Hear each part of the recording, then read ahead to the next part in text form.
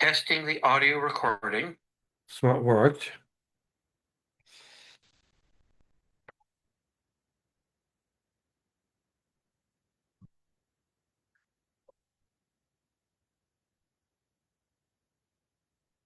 Understand. I'm going to start an audio recording. Let me get my arm here.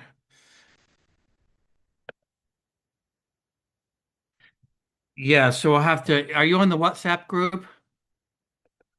Okay, great.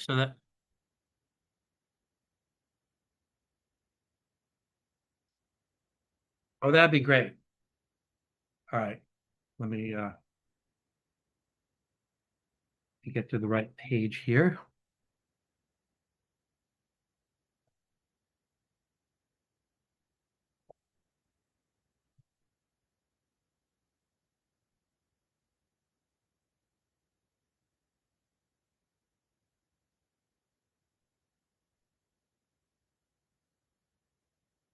We're on DOF 49, correct?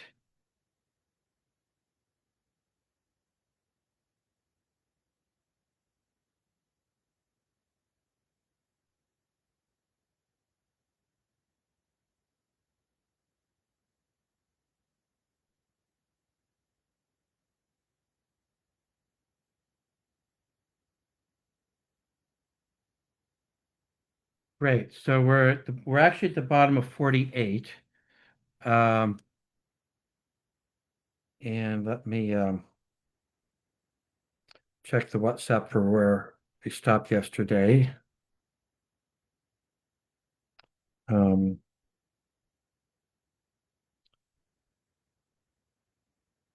um, uh,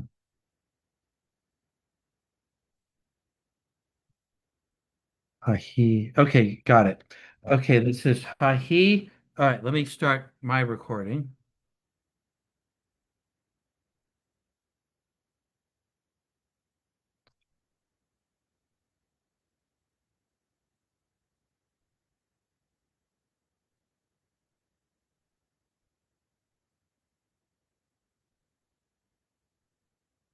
Okay, welcome to the Hebrew Institute of Riverdale Daf Yomi. I'm Charlie Hall. I am a regular Yomi learner, subbing today for our other three Magid Shirim. We are on Daf 49, and we're starting near the bottom of Daf 48, Amud B, Amud Bet, uh, at Hahi Mechata, and let me find it on the, it is five lengths from the bottom of Daf Memchet 48, Amud Bet, the fourth line on the fourth word on the line. So,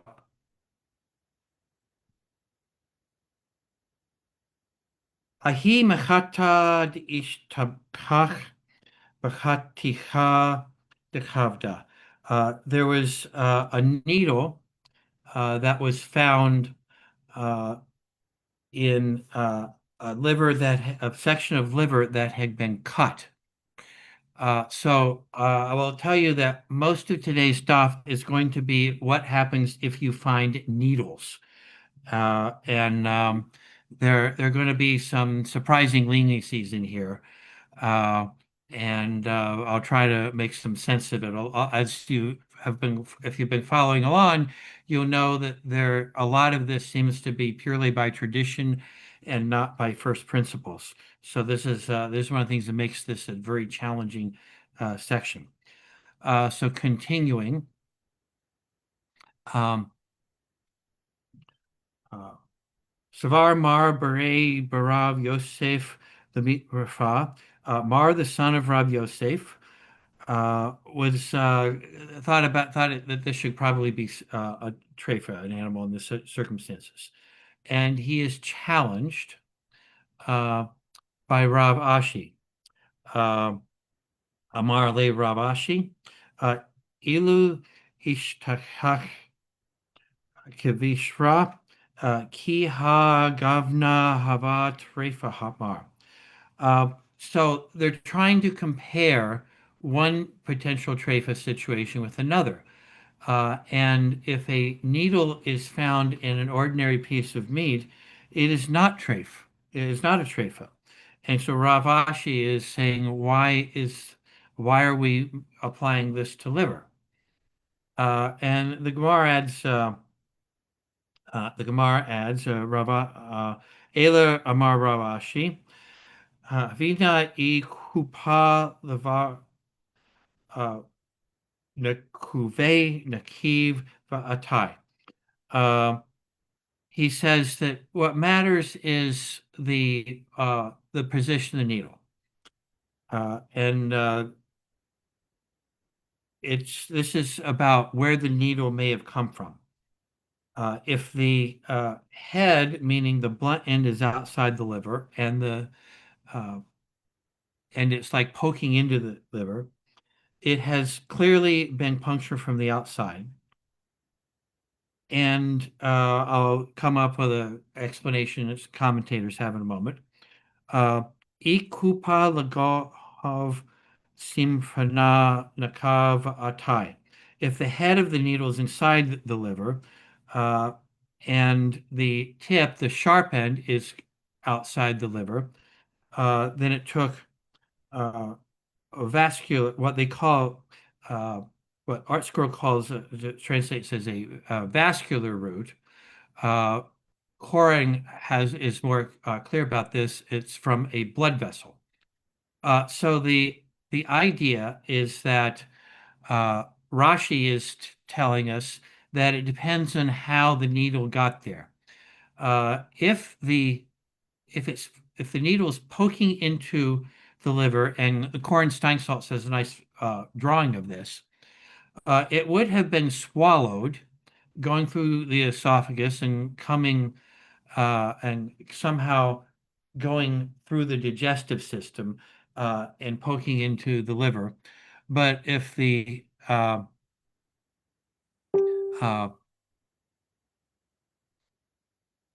whereas if in the opposite sense, if the eye is buried in the liver, it probably came not by being swallowed, but through a blood vessel, probably originally from being inhaled. The case where the needle is pointing out is different from the case uh, where the needle is pointing in. And if it's pointing in, it's considered a treifa, and if it is pointed out, it is considered to be kosher, unless there's some other reason. And there's a qualification. B'hanei mila ba'al linta aval kaninta lashana kupa lagov loshana kupa lavar.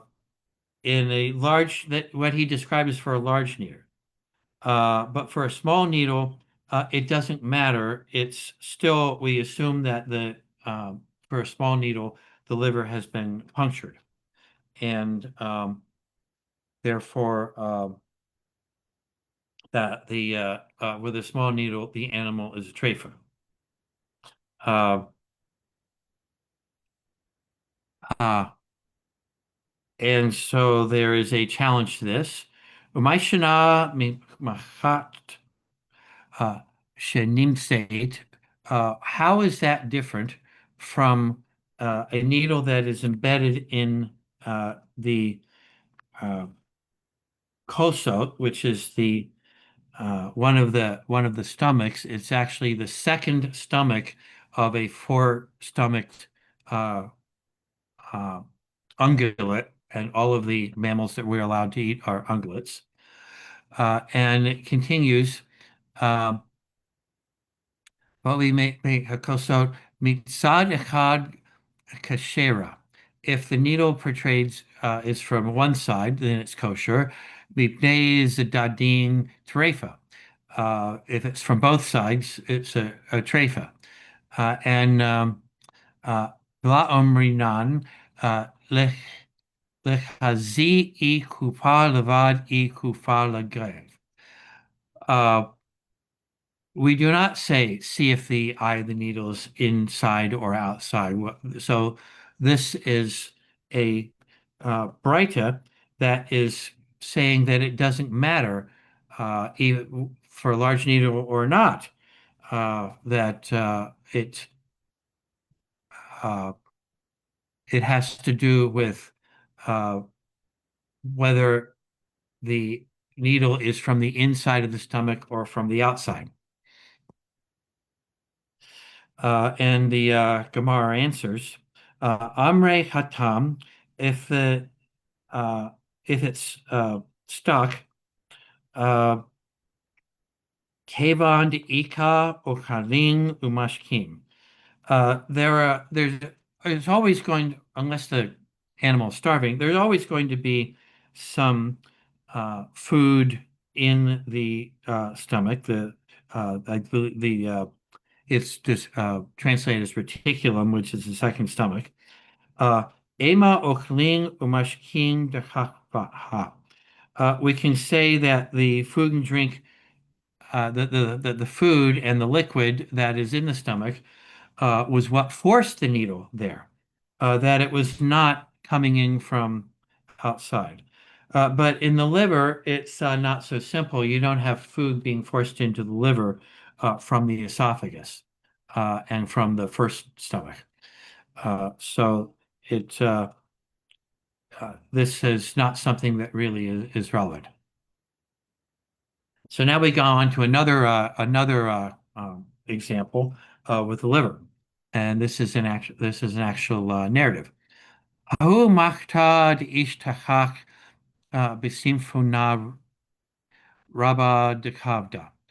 There was needle that was found in a large duct of the liver, and it's translated a great blood vessel, and it's probably it's possibly the vena cava, which goes from that carries blood to the heart. Um, Huna Mar Beret Derav Edi Tarif. Hunamar, the son of Rab Edi, said that the animal is treif. Uh, Rab Ada bar Mangyumi Maksher. Uh, Rab Ada bar Mangyumi declared it kosher. Uh, Atu Shalucha Ravina. People came and asked Ravina about this. This is the one of the last Amoraim and who helped complete the edition of Talmud that we have today. And Art Scroll suggested these were their students. And they came and they asked Ravina, Amar Lahu. Ravina said, and this is a striking response. Shekilu galima dit rufa'e. Take away the cloak of the one who declared it treifa. So this actually gets into property law. A rabbi or a rabbinic court that makes an inaccurate decision on an incorrect decision on a question of monetary law is required to compensate the person whom they have uh, uh, stiffed in effect. And so they are saying that it was so bad an incorrect decision that Hunamar, the son of Rabidi, actually was so incorrect in his decision that he um, forced someone to lose some valuable kosher meat and has to be compensated. So Ravina is saying that this is not an issue. So now we go to another example. Um, Ahi kashata ishtakak mara. There was a date pit in a gallbladder of an animal being slaughtered. Amar Ravashi, he havinang be Rav Kahana Amar. We were studying at the Academy of Rav Kahana, so we were all students of Rav Kahana. Had Vadai Simfuna Dekam Atai. He said that it certainly took the root of what Art Scroll translates as the vascular route. Koren calls it the duct connecting the liver and the gallbladder and came through it to the gallbladder. And therefore, it was not an issue that the gallbladder had been perforated. Uh, Afalgav de la Ka Nafka, though the date pit is so large that it cannot exit the gallbladder because date pits are somewhat blunt. Uh, it is still possible to assume that it might slip through the duct. Uh, and there's a limit to this. Uh, Hane Milay de Dikla, this only applies to a date pit. Aval Dezita Mivzeb Bazet. In the case of an olive pit, uh, we consider the possibility that it might have actually entered the gallbladder by piercing it. Uh, and It's not clear to me how this would happen, but an olive pit is somewhat sharp and would be able to pierce something. So they're making this distinction between a blunt object and a sharp object. So we return to a fairly long section about lungs, and this is important because most of these potential trachea are considered to be rare. But we tend to be really careful about um, inspecting lungs. And I do not know much about veterinary anatomy. Uh, However, I do work in respiratory disease in my career, and I've looked at uh, a lot of lung CTs in humans. And most humans have uh, something on their lungs. The chest radiologist who spent 7 years in training will tell you that most of them are nothing to worry about. And now we're going to be looking not just at adhesions to lungs, but particularly at perforations. And there's going to be a machloket, and we're going to be eventually uh, accepting the uh, more strict position. If we accepted the lenient position, there would be a lot less inspection needed. So we start. Amar Rabbi Yochanan, Lama Nikra Shema Rea. Why is the lung called a Rea? Shemei Ra et Ha'enayim. It lights up the eyes once we eat it. So apparently, lung tissue is considered to be a something was healthy. Ibayaluhu akila o al yidei samanim. They asked Rabbi Yochanan, is that only when you eat it or when it's treated with certain uh, med, uh, sim, samenim, which ArtScroll translates as medicinal herbs? Uh, Tashema, come in here, the resolution of the Gemara. Damar Rav Huna Bar Yehuda, uh, Avaza Agus Bazuza can be purchased for a zuz, or which is translated dinar by Koren. The dinar most likely would have referred to the denarius, which was the most common coin for centuries in the Roman Empire. It's a silver coin that was about the size of a modern dime in the United States, but twice as thick.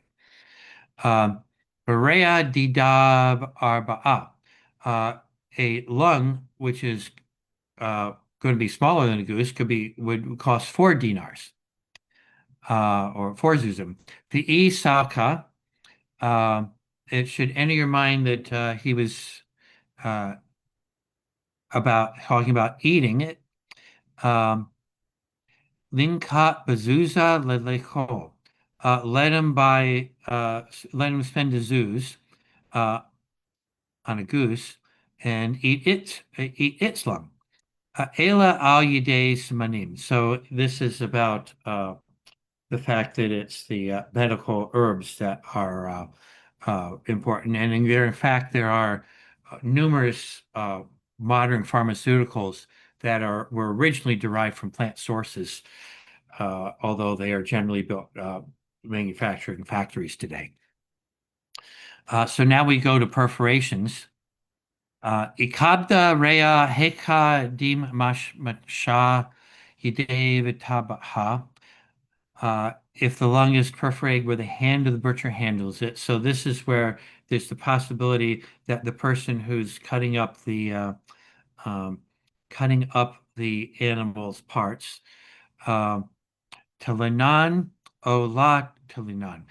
Do we say that it was the butcher who caused the perforation, or do we say it was not, that it might have been elsewhere? Because if the butcher perforated the lung, it's no big deal. It happened after the shkita. But if it was before the butcher, then the animal is probably a treifa. Um, so um, Rav Adabar Natan Amar, Telenang Mar Zutra Bered Rav Rari Amar. So we have uh, two different opinions here. Rav Adabar Natan says it is the butcher. Mar Zutra Bered Rav Mari says uh, Lo uh, La Telanan. We do not.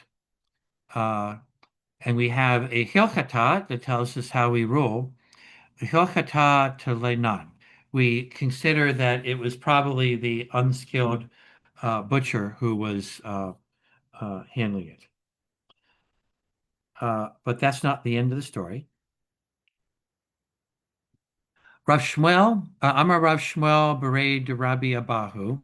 And it's interesting, a lot of these are not just individual opinions, but people are citing their teachers on this. So Rav Shmuel, the son of Rabbi Abahu, um, Abba Beresha Kalei de Rafram Havad Amar, and his father was one of the people who was uh, head of the public assembly of Rafram, which uh, appears to be a place in Babel, Vamar, and he said, Telinan, we attribute it to the handling. Uh, Amaruha Kame Laha Damar Zutra Bere Derav Mari. And they told this to Zutra, the son of Rav Mari, who had held otherwise. Vila Kabla. So he did not accept this ruling, even though he's giving another source. Um, Amar Rav Mashar Shia Kavavte da Abba da da Avu. Um, it makes sense that the halakha is according to uh, the grandfather, the Abba Mastabra, Dahat Lenan Bizev. Uh, we when we have an animal that looks like it have been attacked by a wolf at some point, we attribute the perforations in lung to the wolf and not uh, to the butcher. And in fact, that is the halakha according to the Shulchan Aruch. Well, Rana, what if it's caused by a worm? And this is an amazing um,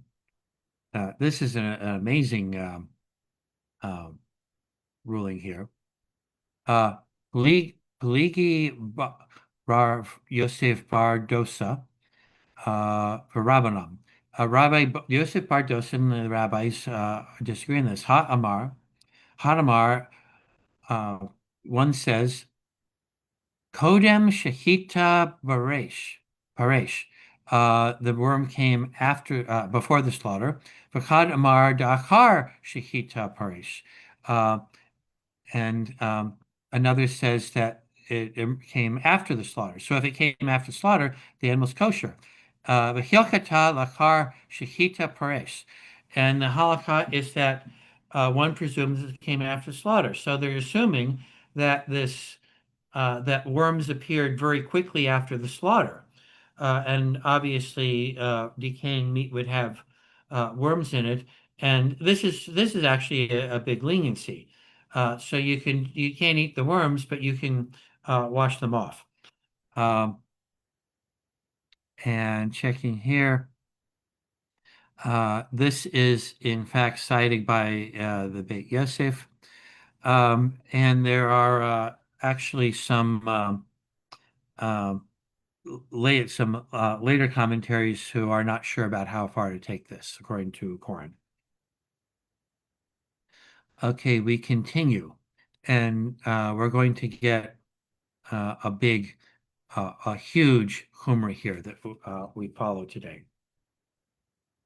So back to in the Mishnah, Rabbi Shimon Omer, Ag Shetina Cave. An animal with a perforated lung is not treifa. Amar Rabba bar Tachlifa, unless it is perforated all the way to the bronchial passages. And there's a nice, again, there's a nice drawing in Koren, and Art Scroll has some drawing back on 48b2, where they show the bronchial tubes. Um, Amar Rabba bar Tachlifa Amar Rav. I'm sorry, Amar Rav Yirmiyah bar Abba. And uh, Ad Shitina Cave, the Simfok Gadol. Uh, Rabbi Shimon is only describing this as an issue if it's perforated through the large bronchial passages, not the small one, which is another kula. Etiv Rav Achabar Abba Kameh de Rav Huna Viate Vaka Amar. So this is Rav Abba Bar Abba in front of Rav Huna, and he said Amar Rav Malok, Amar Rabbi Hoshua ben Levi. Uh, so this is a pretty good series uh, of rabbis saying that we accept Rabbi Shimon, Yochatav Rabbi Shimon, that we accept Rabbi Shimon's legacy here. Amar Le Malok Arava A Ka'amrat. Um, Rav Huna is saying, are you saying this in the name of Marok? Uh, Marok, the Arab, is how it is translated um, by Koren. Um, and it is Moloch from Arabia is how it is translated by Art Scroll. But this points out the fact that there were Jews in the Arabian Peninsula uh, in the time of the Gemara. There are really none today, or almost none. Ein halakha karabi Shimon ka'amar. So Malok from Arabia says that the halakha is not in accordance with Rabbi Shimon. So he is lenient here. Kis salik Rabbi Zera ashkahe the Rav Beve. Rabbi Zera went up, which means he went to the land of Israel. Ashkahe the Rav Beve Viatev Amar. He found encountered Rav Bebe, who was saying, Amar Rabbi Malok, Amar Rabbi Yehoshua ben Levi, Halakha ka Rabbi Shimon. So there, Rav Malok said that cited Rabbi Yehoshua ben Levi. So this is repeating what we heard in the last paragraph. It's Rabbi Shimon. And then Rabbi Zera replies, Amar Le, Chaye Damar, on my on the master's life, uh, da da ana the Rabbi Hia bar Abba v'Rav Asi ikal inan atre the Rabbi Malok. I and Rabbi Hia bar Abba and Rabbi Asi visited the home of Rabbi Malok. Um, I just lost my place here. Oh, okay. Varamar relay, and we asked him, Iamar mar halakha Rabbi Shimon, did you say that the halakha is according to Rabbi Shimon? And lo and behold, Amar lo, ein halakha Rabbi Shimon. Amri, varat ma midak. And what do you have what do you have that is this? Uh, uh, And Rabbi Zera said, Amar Le, Haki Amar Rabbi Yitzhak Bar Ami Amar Rabbi Hoshua ben Levi. Um, so this is we're going to we're going to hear what we've now heard before. Halakha Rabbi Shimon. So we still have a machloket fairly late in the Amorite period, and then we have a final statement. Ve'ein halakha Rabbi Shimon. Uh, so uh, this is in fact how we poskin, uh, and this is why we are very careful about perforations of the lungs, and we are very careful about typically inflating the lungs. And I have a Rambam I want to read about this. Let me pull it up. Um, in which he discusses the importance of what is important, what is not. So this was a rather shocking Rambam that I read. It is in Mishnah Torah, uh, end of it's in Hilchot Shita, uh, and it is in chapter 11, at the end of chapter 11, and this is partly about perforations, but more about the adhesions, which we have learned about before. Yesh mekomo she'im yimatzei sirachot medubdalo min hareya. Afal pi she'enu devukot lo idofen velo lemakom acher osring ota. There are places that rule we forbid an animal if there are circoat hanging from the lung, circoat or adhesions, even if they are not attached to the chest or to another place. So we heard in the last couple of days about adhesions in lungs that connect the lungs to other places. So here we are, he's talking about simply adhesions, which are actually the most common. As I said, they appear in humans as well. But Devarze, uh, and uh, Vizard Hefsed Gadol Hu Ve'ibul Memunam Shel Yisrael. This practice causes great loss and the forfeit of the money of Jews, of money of Israel. Um, and then he continues, Umeil Lam Lo. Um, wait a minute, I just lost my place here. Umeil Lam Lo Gozeh, but Sarfat Velo Bifrada Farad. It was never the custom in France or Spain. Below Nishma Zeh B'Ma'arav. It was never heard in Ma'arav, being the West. The Ain Ra'u Ling Hog V'Ming Hag Zeh.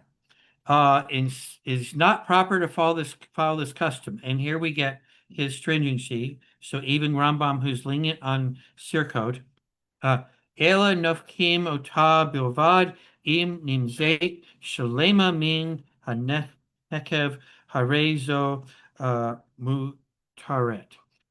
Instead, all is necessary is to blow up the lung. If it is discovered to be intact without perforation, the animal is permitted. So, any perforation that would, for instance, be caused by a needle or something else that causes the lung to not be completely airtight, and we saw how we will even immerse it in water to see if the air comes out of it. That is all that needs to be done, and so Rambam is essentially allowing non-glot meat, which is absolutely not something that's followed by Sephardim today. And with Ashkenazim, we tend to have a custom of not eating glot meat, at least in the United States. So we now go to another part of the animal. Nikva hakeva. Uh, this is the basamum, uh, which is the fourth compartment of the four-chambered stomach of an animal. Amar Rabbi Yitzhak bar Nachmani, Amar Rabbi Oshaya, Kalev She'al Gabe Keva. Uh, so Rabbi Yitzhak bar Nachmani says that regard to the caleb, the fat, this is the caleb is generally refers to the forbidden fat that we are not permitted to eat. Kohanim hagu bo heter Rabbi Yishmael. The priests accustomed themselves to that it was permitted to them. V'amar mishum avotav simaneh. This Ishmael Kahana Vasaye Kahane. This is Rabbi Ishmael's statement in the name of his teachers, his forefathers, and they described him as Yishmael the Kohen, who is helping the Kohanim by permitting this particular part of the animal. Maihi Detanya Ko Tavarchu et Bnei Yisrael. So what do you mean by this? And there's a Braita. Rabbi Ishmael Omer, the Madnu Deracha Yisrael Mipi Kohanim, the Kohanim Atzman La the Madnu Keshehu Omer, Va'ani Avarachem. Rabbi Yishmael, so this is the priestly blessing. Rabbi Yishmael says, we learn about a blessing from Israel from the mouth of the priest, but we haven't had a blessing for the priests. The priests are giving the blessing. And it says I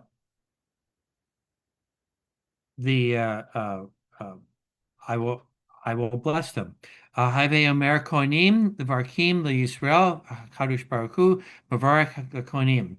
The priest bless Israel, but it is Hashem who blesses Hakadosh Baruch Hu, who blesses the priest, implying that the leniency that the priests can take this part that is given to them is a blessing to them. Rabbi Akiva Omer, who has a slightly different interpretation. The Madnud Bracha the Yisrael mipi kohanim mipi gavura la Madnu keshehu Omer va'ani avarachem. We learned from the verse about blessing for Israel and priests, but we've not learned about blessing for Israel from the mouth of God. And it says, Have Omer Kohanim Varkim LeYisrael HaKadosh Baruch Hu Maskim Al Yadam. The priest bless Israel, and HaKadosh Baruch Hu affirms their blessing. So basically, when the priests do Birkat Kohanim, and this is done every day in the land of Israel and in many Sephardic congregations outside the land of Israel, that the blessing is affirmed by God when the priests do it. But that doesn't really answer the problem. Ela Rabbi Akiva Bracha L'Kohanim Manale. What about blessing for the priests? The priests are making blessings, but were they blessed? Amar Rav Nachman bar Yitzchak, Mevarcha, Mevarachecha. This comes from, um, according to Rabbi Nachman bar Yitzchak, this is from a verse in Breshit, and I will bless them that bless you. All who bless the Jewish people are going to bless themselves. This is usually interpreted as referring to the nations of the world. And I actually heard a Reform rabbi say that this statement is the single statement that has been confirmed more often in history of all the statements in the Torah, that those who bless Israel are blessed, and those who do not bless Israel are not blessed, as historically verses that um, uh, verse nations that treat Jews well do well, and the opposite is true. That rabbi was Rabbi Stephen Fuchs in West Hartford, Connecticut, who later became the president of the World Alliance for Reform Judaism. And he was a biblical scholar, and I can't argue with him on that. Uh, but we're still back to how do we help the priests? Uh, Mars, Messiah Kahane Demuke Le the Birkat Kohanim Mimkom Baraka Israel. Um, the answer is that um, the blessing of Israel also blesses the priests. So in effect, they're giving a blessing to themselves as well. Um, So we go back to Rabbi Yishmael. Rabbi Yishmael She'amar Mishum Avotav Maihi Titania. Rabbi Yishmael says in the name of his teachers and forefathers, what is this? Et kol ha'helev asher al ha'kerev. Uh, a Brisa quotes a verse in Vayikra, all the fat that's upon the innards. And so forth. Havi Halev Al Gabe Hadakim Divrei Rabbi Ishmael. Uh, there's the word there that is that implies that this is all of the fat that is connected to the small intestines, uh, and in fact, it is not permitted to eat. This is the Halev we are concerned about. Um, and we'll see that in a moment. Divrei Rabbi Yishmael, Rabbi Akiva Omer Haka Kelev She'al Gabe Hakeva. Uh, this Rabbi Akiva says that this includes the fat that is on the abomasum, which is the fourth chamber of the stomach. And the halakha is actually that the fat um, uh, uh, on the intestines is forbidden, and some of the fat that is uh, on the fourth chamber stomach, uh, particularly the one part on the inside, is permitted, and this is consistent with Rabbi Akiva and not Rabbi Ishmael.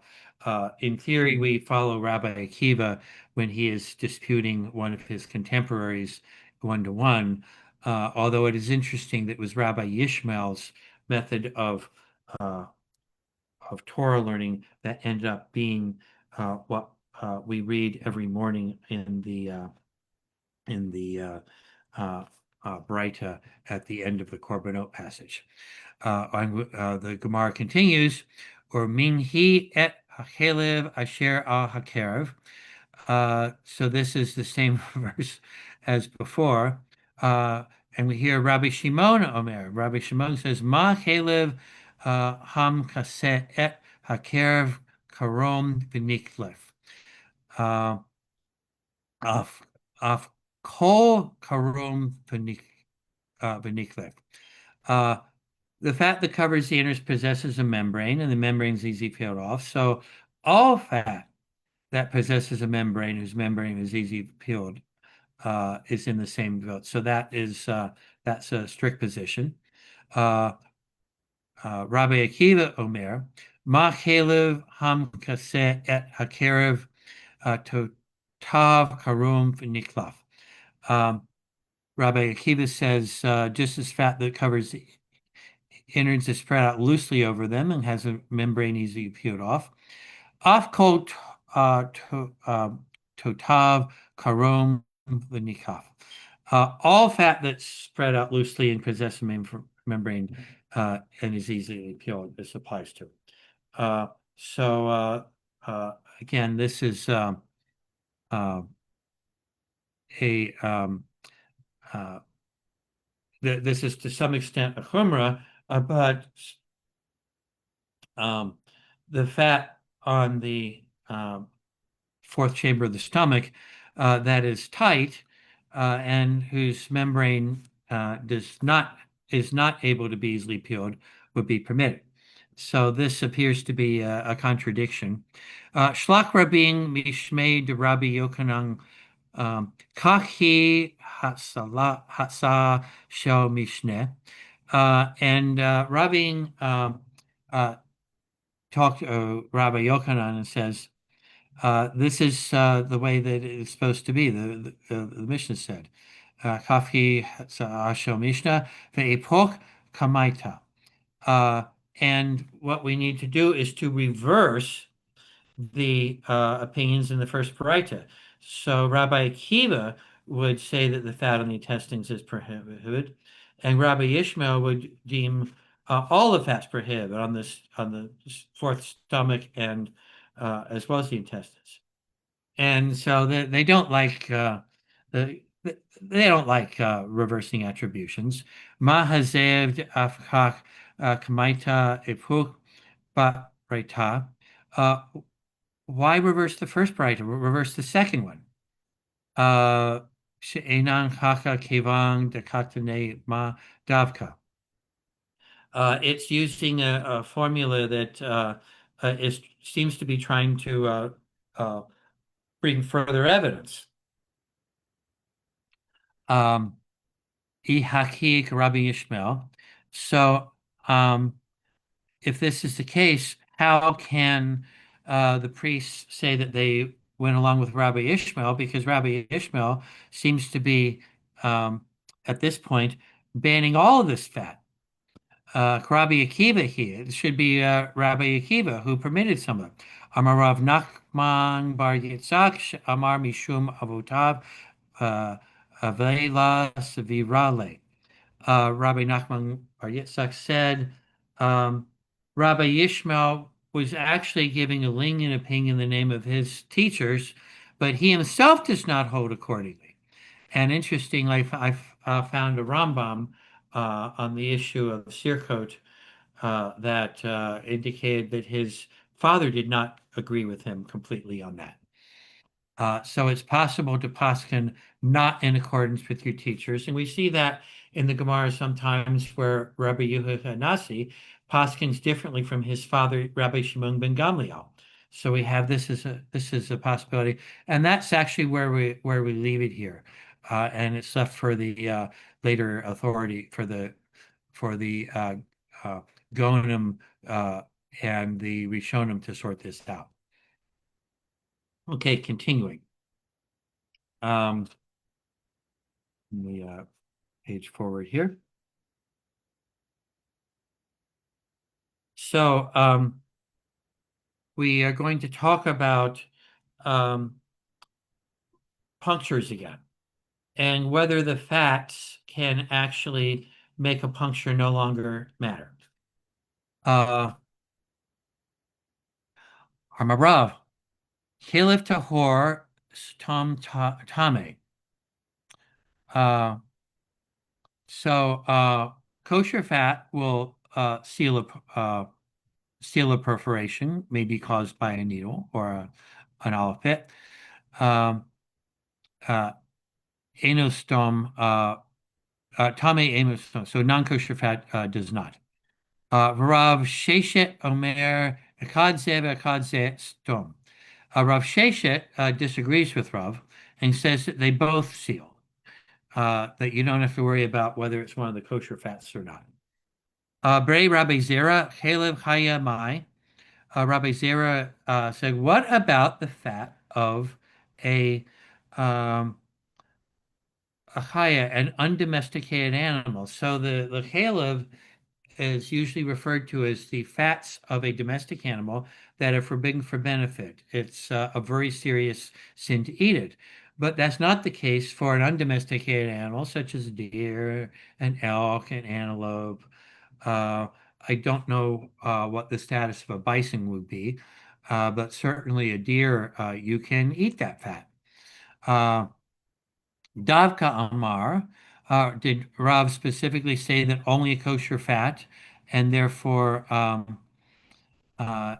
that this undomesticated animal fat would be sealed. Caleb to her storm v'hai nami tahorhu, or maybe it's something about the fat itself and had nothing to do with the kosher status. He was just using that as descriptive. Idama mishum demikadach hala midadach. Uh, the issue is that the undomesticated animals that they were familiar with was not firmly attached. They may not be able to see well. I don't know about enough about veterinary anatomy. I wish Rabbi Slifkin were teaching this stuff. But this is what Chazal said, and Chazal was pretty good about the anatomy of animals because they were with them at all times. Amar Abaye Mat Tebaele. So Abaye says, why is this an issue? Nahid Sharei Ba'achila. Uh, these fats are permitted to be eaten. Um, I hadukela mihadak. But it's not going to be attached and it's not going to be able to give a seal. Um, so we have an incident. Hahu nekev desatma chalev tame. There was some perforation with non-kosher fat that sealed it. The kame de Rava.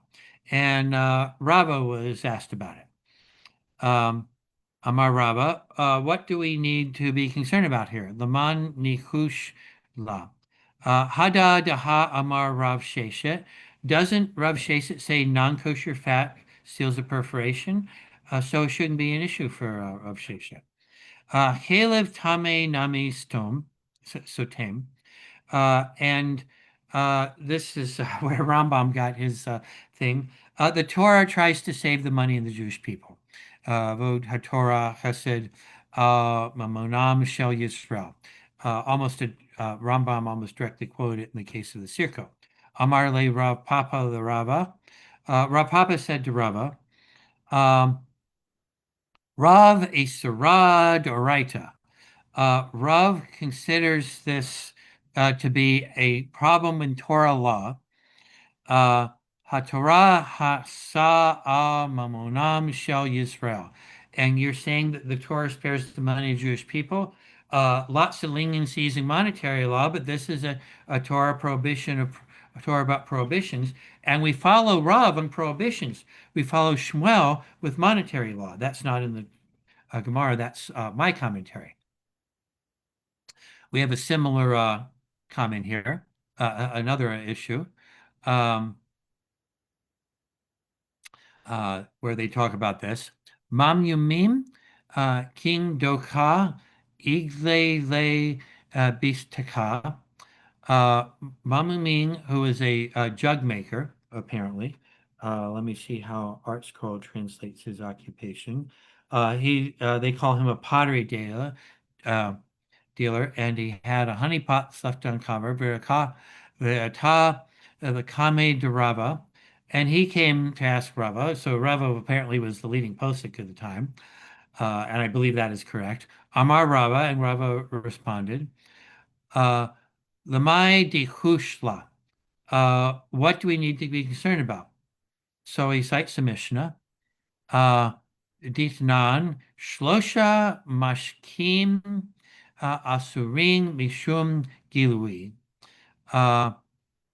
Three liquids are prohibited during because of exposure. Hayayin, the Hamayim, the Halav. Wine, water, and milk. Ushar kol hamashkim mutarin. All other liquids are permitted. Um, and furthermore, HaTorah Hasar al Mamonam Shel Yisrael. The Torah spares the money of the Jewish people. Amar Le Rav Nachman Bar Yitzchak Le Rava. Rav Nachman Bar Yitzchak said to Rava, Rabbi Shimon the Sachanat Nefashot. But Rabbi Shimon says that honey is also one of the liquids that will prohibit exposed. HaTorah Hasa al Mamonah Shel Yisrael, and that you say that the Torah spares the money of the Jewish people. So this is a kula that could cost uh, Jewish people money. The rabbi, just to note that Rabbi Shimon not does is not usually how the halakha falls uh, in arguments with his contemporaries, with the exception of some important aspects of Hilkot Shabbat, where there are some of his leniencies really matter to us. So we want to find out what Rabbi Shimon is about here. Rabbi Shimon Maihi. What's this about? Detanya in a Braita says, "Ein bahem mishum gilui zir chametz um, shemen udvash umorim." Five liquids are not subject to prohibition of exposure: fish brine, vinegar, oil, honey, and uh, Moraes, Moraes is uh, a word that Steinsaltz says is not known, that it might be from a Greek or Latin source, and it's translated by Korn as fish gravy. And let me see how Art Scroll translates it. Um, they don't translate it. They say it's a dip made from fatty fish innards, and they cite Rashi. And Rashi also says that the reason that they are not subject to the prohibition exposure was that snakes don't drink for them. So this is actually an issue because most snakes actually do not drink at all. And you don't have to worry about that, but we still poskin that we need to not leave many of these liquids out overnight or unprotected. What we do have in our house is cats that drink them. Um, so Rabbi Shimon says, Af hang yesh behem mishum gilui. They are subject to prohibition due exposure, Amar Rabbi Shimon.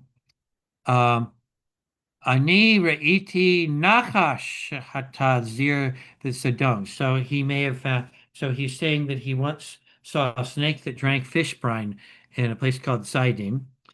Uh, Amar lay. So the rabbi said to him, "Shatya hava ve'eng mevi'ing ra'eya min hashotim."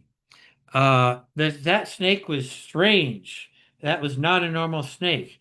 And we don't bring a proof from the behavior of unusual, rare events. And ArtScroll, in fact, translates that word as deranged. So we have a deranged snake who's not acting like a normal snake, and we're not going to worry about it.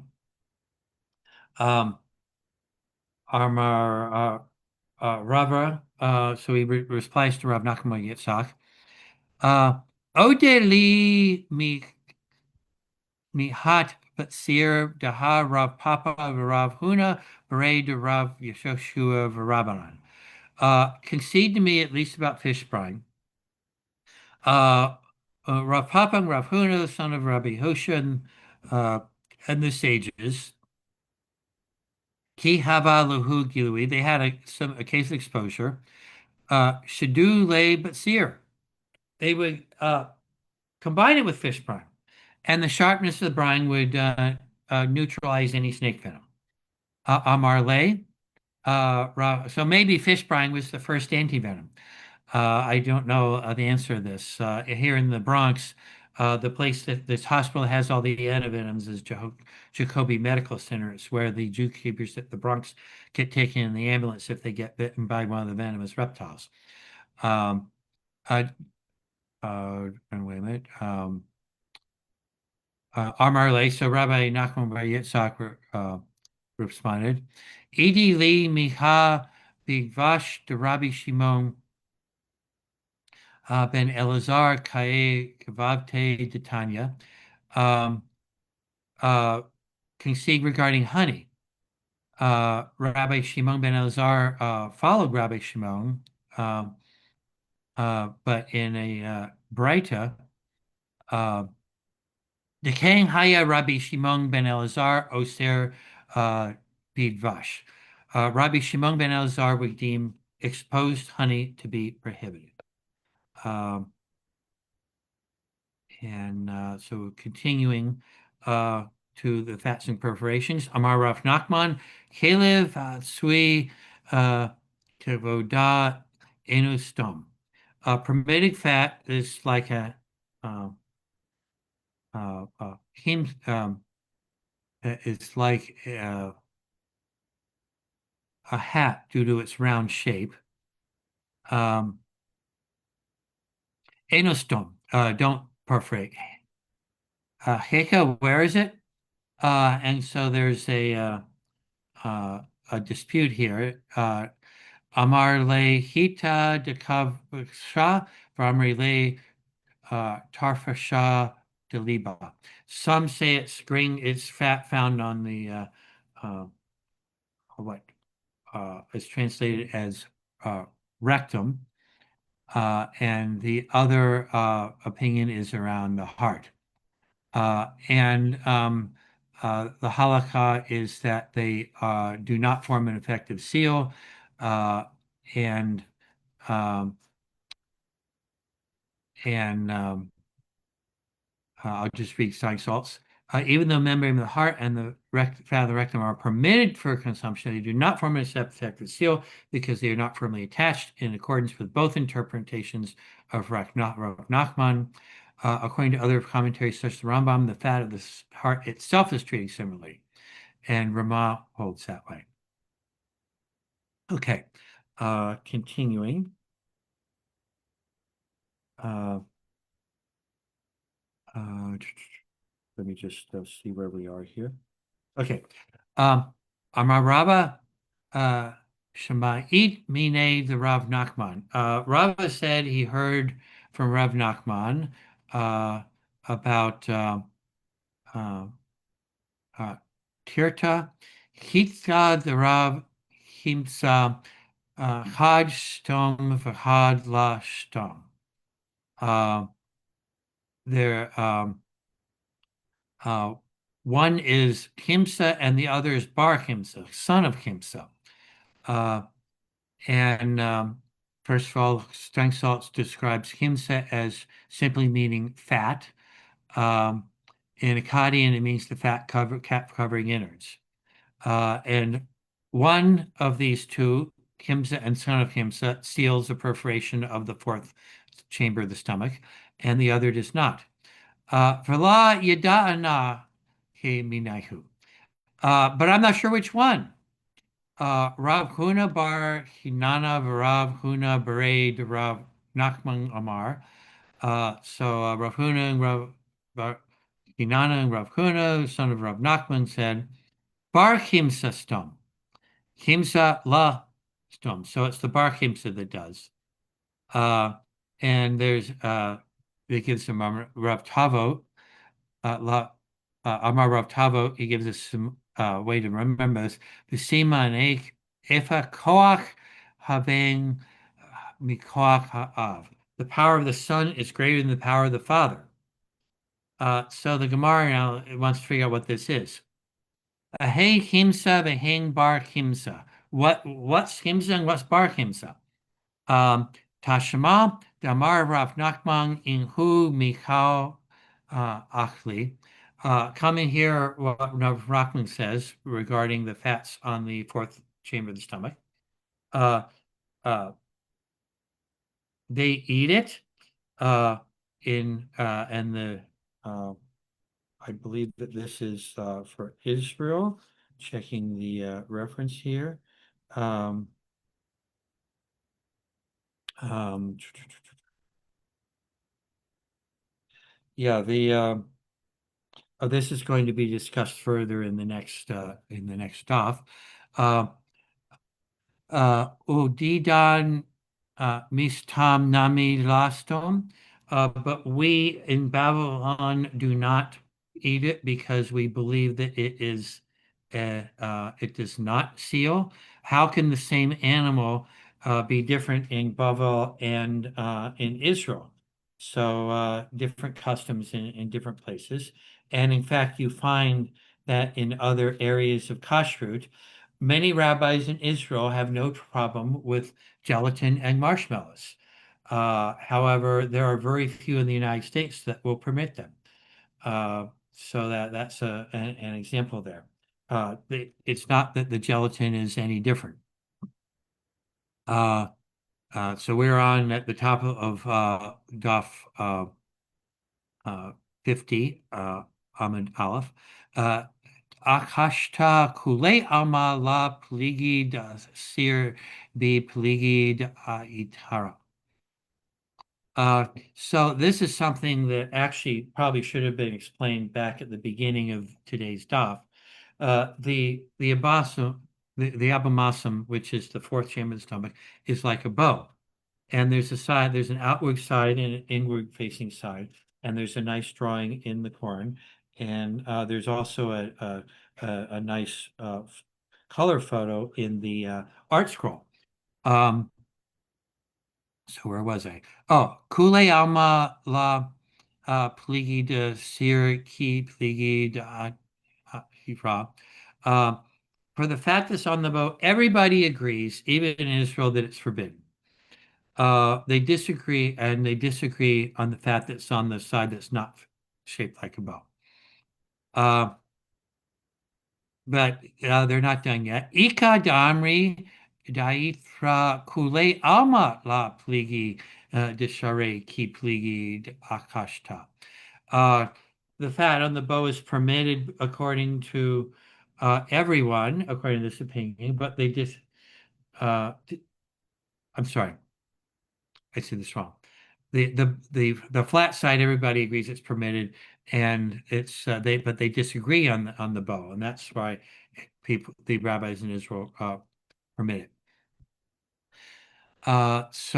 We continue. Kihad Amar Rav Avia Amar Rabbi Ami. Rav Avia says, Rabbi Ami says, they take a part of the fat that is above the fat on the non-bow side, which Koran calls the bowstring.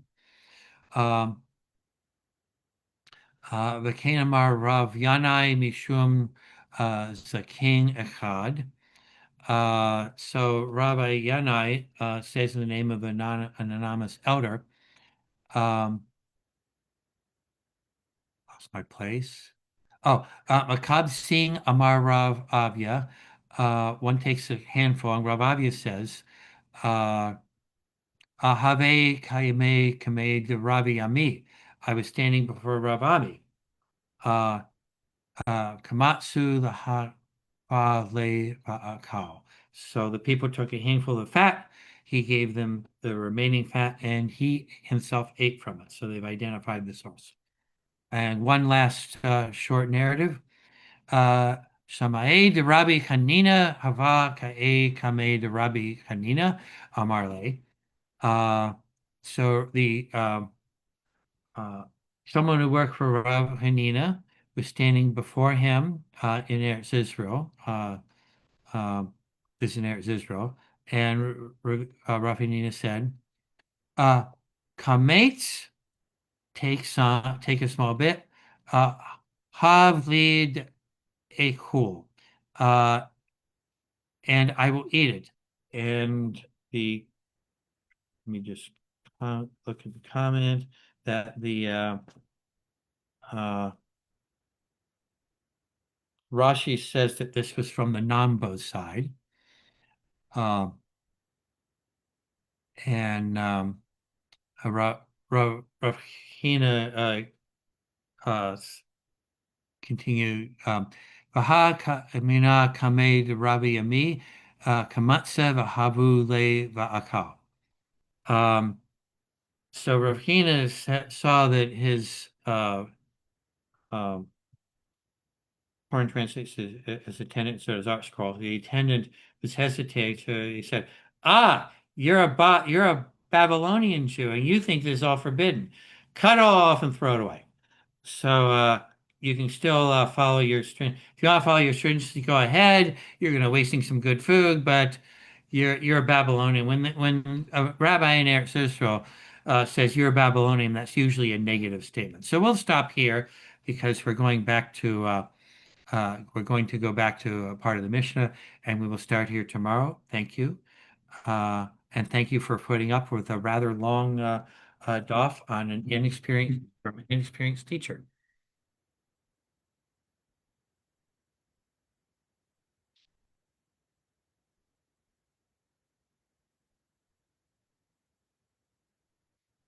Great. And let me see how whether the audio went through. Um, it is still going, and I'm going to save it right now. Thank you very much. I'll see you tomorrow. I don't know who's teaching this weekend, and I'm away next week in the Pacific time zone, so there is no way that I can teach next week. It would be,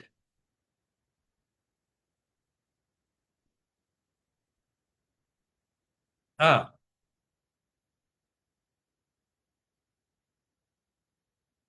okay. All right. I will see if I can figure out a way. And it looks like the audio recording did work, so I just saved it. And so see who else shows up and maybe they can record. I'll ask for host privileges so I can record. All right. Thank you.